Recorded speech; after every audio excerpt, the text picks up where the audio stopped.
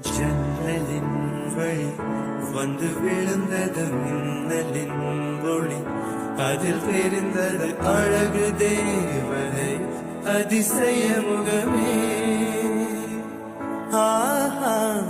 தீபொலி எழ இரு விழிகளும் தீக்குச்சி என்னை உரசிட கோடி பூக்களாய் மலர்ந்தது மனமே. அவள் அழகி பாட ஒரு மொழி இல்லையே, அளந்து பார்க்க பல விழி இல்லையே.